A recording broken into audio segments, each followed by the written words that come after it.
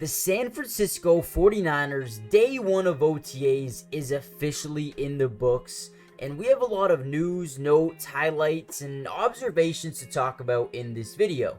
One being the quarterback room, the wide receiver room, and a lot of guys actually not being at the first day of OTAs, including some of the biggest stars on the team, like Brandon Ayuk and Christian McCaffrey are two guys specifically who were not at practice. Now, Brandon Ayuk is not there due to contract-related issues, right? He wants a big deal. They don't want to give him a big deal right now. So, there's a little bit of, disagreement going on right now. So, he is not expected to be at OTAs anytime soon. Maybe not until mandatory minicamp in a couple of weeks. We'll have to wait and see how that happens there. In terms of Christian McCaffrey, I feel like this team, the 49ers, are just pacing themselves right now, really going through the motions, letting guys get some extra rest. They just went on a Super Bowl trip and, sadly didn't win it all this year, but we'll have another opportunity this season. But the number one thing about getting back to the Super Bowl is health, right? You don't want to overwork guys, especially since you just made a run to the Super Bowl.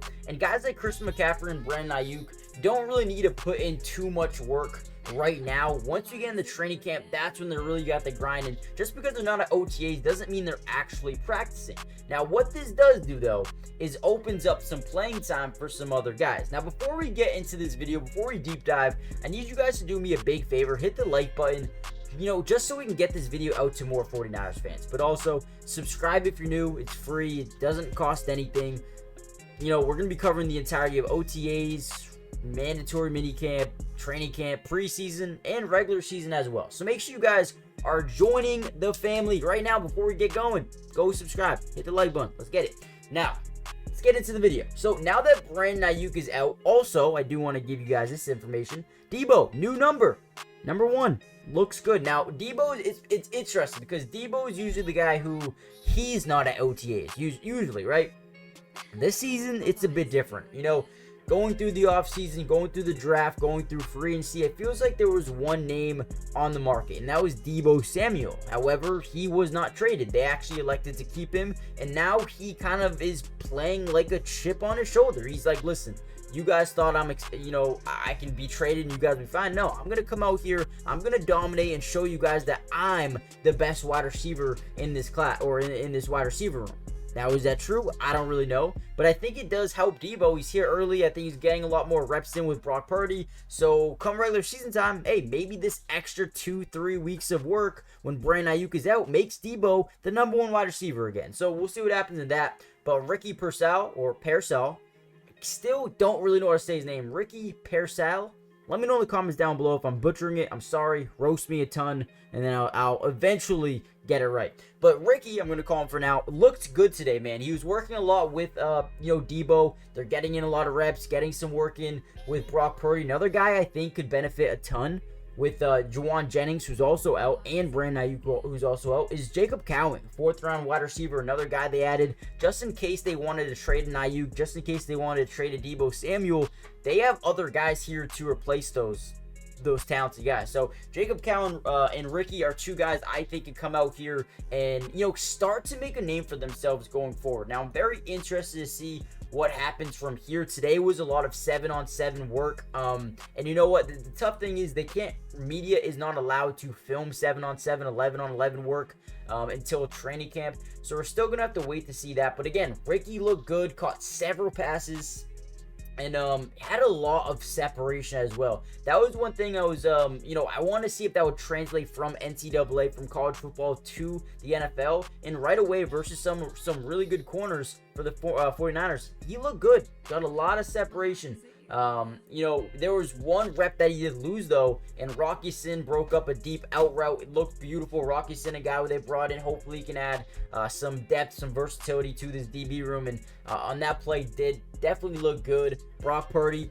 looks like Brock Purdy, man. Looks like a guy who's just comfortable, wants to be here, and just ready to go, man. Ready to go. Always ready to go. So definitely love to see that out of him. Saw a little bit of a Trent Taylor as well.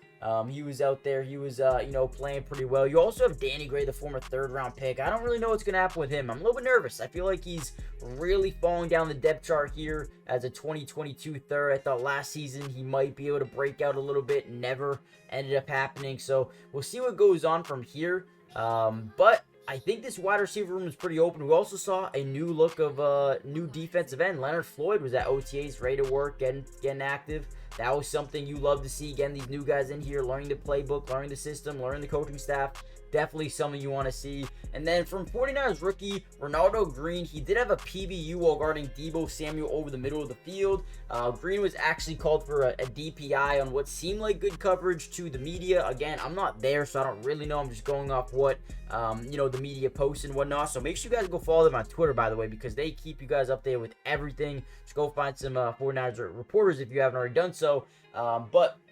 I'm excited. I am very, very excited for what the 49ers have built, what they've done. I'm excited to see Isaac Guerrero, right? And like we told you guys before, like I said before, with Chris McCaffrey out, it's going to open up some playing time. It's going to open up some eyes and some time for guys like Elijah Mitchell, who hasn't been great. Looked good to start his rookie season, and then after that, it's kind of slowed down a little bit since then. But Isaac Guerrero is a guy they think can explode off the scene, and I quite frankly agree. So very curious to see what he was going to look like. And again, we have to take all of OTAs with a grain of salt because there's no pads, there's no contacts really.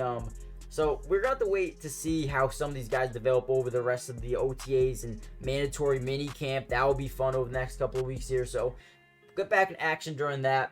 Another guy I'm kind of excited to see is Malik Mustafa. Now, I don't think he's not gonna be a day one starter. Let's be honest, he's not gonna be a day one starter, but I think he's got some potential here. I like they brought in a guy in Isaac Yadam, who could be a backup DB for them. I think he's got some talent. He's gonna be competing with Rockison a ton over the next few weeks here, so definitely excited to see what he can do. Other than that, though, again, we're not gonna really know too much until training camp and mandatory mini camp with the pads get on and we get active. So let me know what you guys think in the comments down below. Hit the like button, subscribe if you're new, join the family. Give me some overreactions, by the way. Give me some overreaction, some great predictions. What do you guys think is going to happen? Who do you think is going to stand out? Which rookie do you think will have the biggest impact from day one?